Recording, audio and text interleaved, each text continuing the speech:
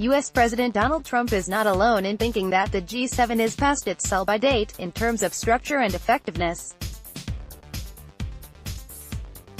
According to Jim O'Neill, the ex-Goldman Sachs economist famed for creating the BRICs acronym, the Group of Seven has become increasingly irrelevant in a world of new emerging powers. If the World Cup tournament is any guide, something similar is happening in the world of football, known to some as soccer.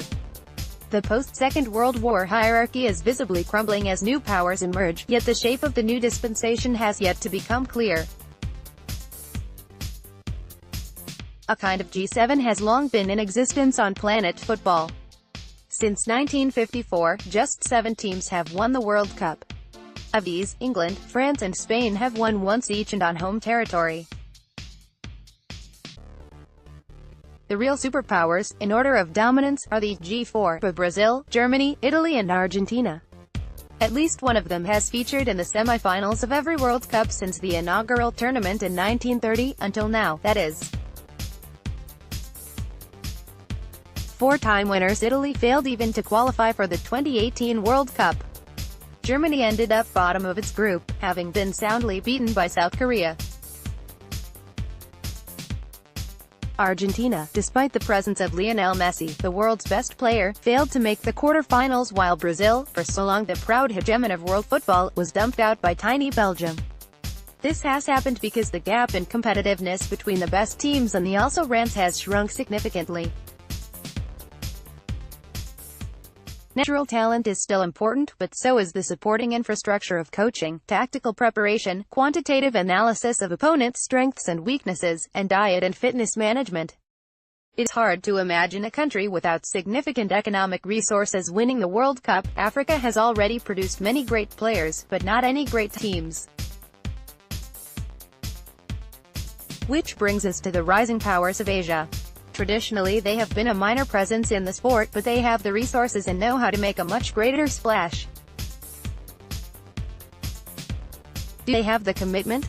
Financially, yes. Asian money has flowed into clubs like Inter Milan, Wolverhampton Wanderers, West Bromwich Albion, all controlled by Chinese capital, Leicester City, controlled by Thai capital, and Atletico Madrid and Manchester City, stakes owned by Chinese capital. The economic value of the Asian football market is attested by the regular summer tours of the region made by the big European clubs. Brand Finance, a UK-based business consultancy, notes that the importance of the Chinese market for football is growing, and the trend is reflected in the differences in brand value between those clubs that do well in China and those that are only starting to realize the country's potential. An illustration is Real Madrid's merchandising tie-up with China's e-commerce giant Alibaba. What about on-field performance?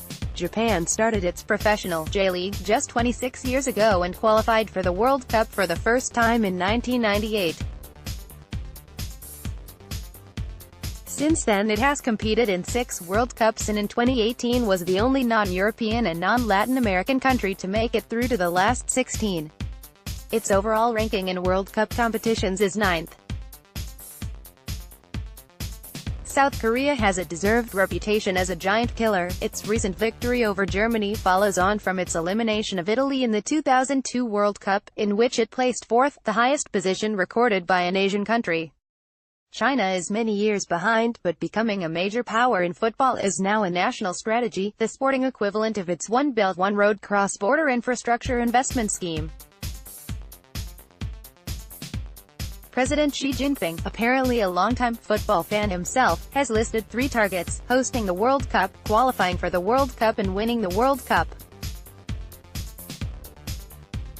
Given that China is currently placed 75th in the world rankings, that last might seem a big ask. Yet teams can move a long way up and down the pecking order over time. Of this year's semi-finalists, Belgium was ranked 71st in 2007 and war-torn Croatia had a ranking of more than 100 in the early 1990s. The key point is to create a football culture, in which naturally gifted athletes gravitate naturally to football. Here, as in many other areas, nobody could accuse China of lacking ambition. The Xi Jinping plan calls for 50,000 schools to have a strong emphasis on football by 2025, a tenfold increase since 2015. The number of football pitches across the country is set under this plan to grow from under 11,000 to over 70,000 by the end of 2020.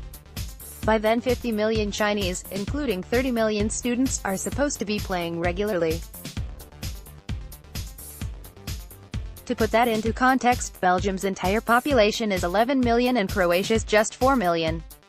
With that kind of numerical advantage and top-level backing, it would be extraordinary if China did not ultimately become a major force in football. Beijing is explicit about its political agenda. As translated on the Wild East football blog, China's official 50-point football reform plan opens with this ringing declaration by the General Office of the State Council: "Football has a great social impact and is loved by the great masses.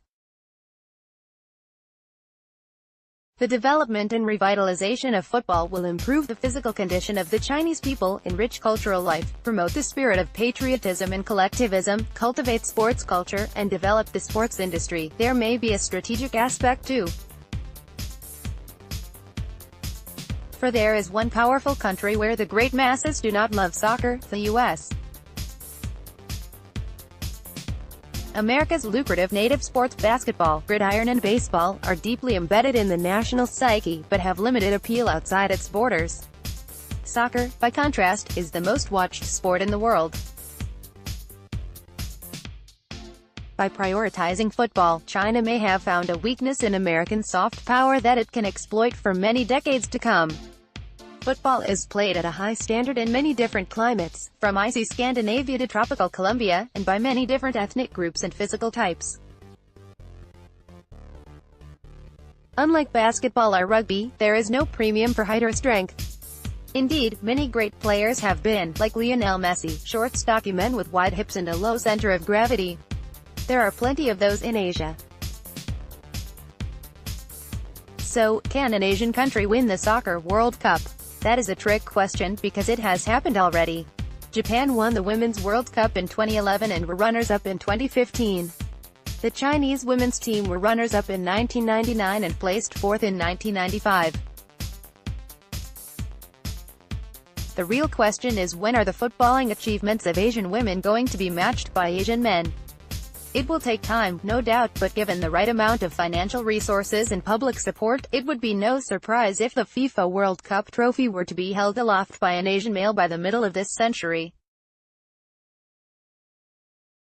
Peter Tasker is an analyst with Tokyo-based Arcus Research.